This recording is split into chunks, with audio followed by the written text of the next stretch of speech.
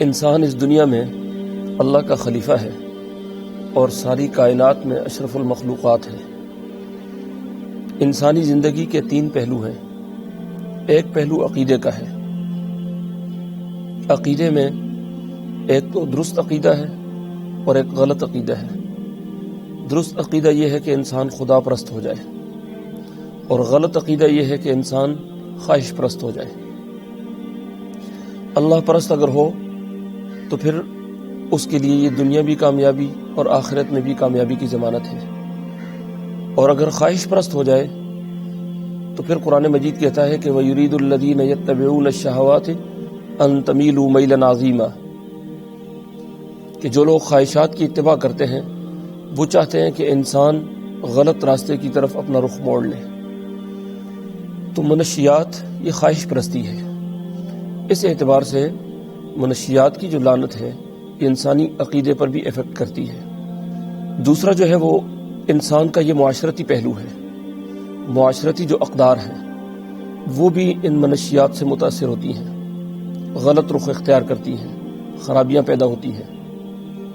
قرآن مجید نے یہ کہا ہے کہ یہ شراب اور یہ جوا یا جتنی بھی نشہ والی چیزیں ہیں یہ تمہارے درمیان ان یوقع بینکم العداوۃ والبغضاء فی الخمر والمیسر، وہ چیزیں جو عقل کو مخمور کر دیتی ہیں، یعنی منشیات جیسی چیزیں یا شراب جیسی چیزیں یہ تمہارے درمیان ضد، بغض، عداوت یہ چیزیں پیدا کرتی ہیں۔ تو اس حوالے سے دیکھا جائے تو یہ دوسرا معاشرتی پہلو ہے جو انسانی زندگی کا متاثر ہوتا ہے۔ دین اسلام کا نقطہ نظر یہ ہے کہ انسانوں کی سماجیات ایسی ہوں جن میں ان کا ایک دوسرے کے اوپر اعتماد ہو، ایک دوسرے کی خیرخواہی کے جذبات غالب ہوں، لیکن اگر ان کے درمیان عداوت پیدا ہو جائے، ان کے درمیان نفرت پیدا ہو جائے، ان کے درمیان کوئی بغض پیدا ہو جائے تو یہ اب نارمل زندگی ہوتی ہے۔ تو یہ معاشرتی زندگی کی منفیت ہے۔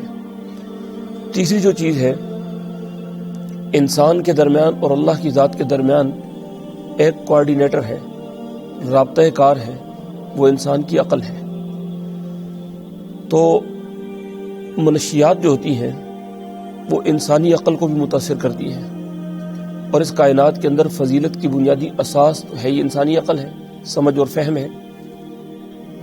قرآن مجید نے واقعہ ذکر کیا کہ جب حضرت آدم علیہ السلام کی تخلیق ہوئی تو فرشتوں کے سامنے ان کا تعارف کروایا گیا، تو فرشتوں نے سوال اٹھایا کہ ان کی فضیلت کس بنیاد پر ہے؟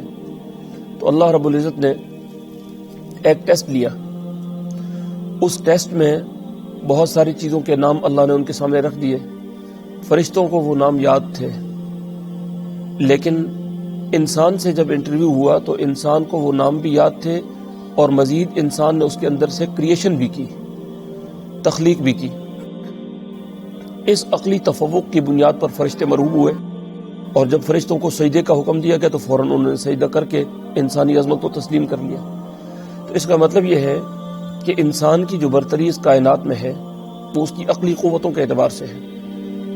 منشیات جتنی بھی ہوتی ہیں وہ اربوں کی نبیذ کی شکل میں ہو، شراب کی کوئی بھی شکل میں ہو، وہ انسانی عقل کو متاثر کرتی ہیں۔ تو جب انسانی عقل متاثر ہو گئی تو اس کی وہ فضیلت متاثر ہو گئی جس فضیلت کی اساس پر، جس فضیلت کی بنیاد پر اس کو فرشتوں نے سجدہ کیا تھا۔ تو کمال انسانی تو ہے یہ 3 چیزیں ہیں کہ وہ خدا پرست ہو، منشیات کے نتیجے میں اس کی خدا پرستی کے بجائے خواہش پرست بن جاتا ہے وہ۔ دوسرا اس کا کمال یہ ہے کہ وہ انسانوں کے اندر خیرخواہی کے جذبات رکھتا ہو اپنے ہم جنس لوگوں کے لیے، کیونکہ تمام انسانیت ایک جسم ہے۔ مسلم شریف کی حدیث ہے الناس کجسد واحد، تو اس کی سوشل ویلیوز متاثر ہو جائیں، سماجی اقدار متاثر ہو جائیں تو وہ پھر انسان کی فضیلت وہ ضائع کر بیٹھتا ہے۔ اور تیسرا جو پہلو ہے وہ اس کے عقل کی فضیلت کی بنیاد پر ہے۔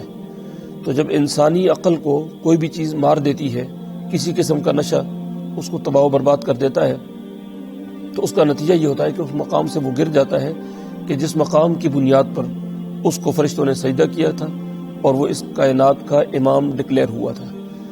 اس لیے ہمیں آج یہ سوچنا ہے کہ اس طرح کی جتنی لعنتیں ہیں ہماری سوسائٹی کے اندر وہ ہمارے عقیدے کو بھی متاثر کر رہی ہیں، ہماری سوشل ویلیوز کو بھی متاثر کر رہی ہیں، اور ہماری عقل جو ہماری فضیلت کی اساس ہے اس کو بھی متاثر کر رہی ہیں۔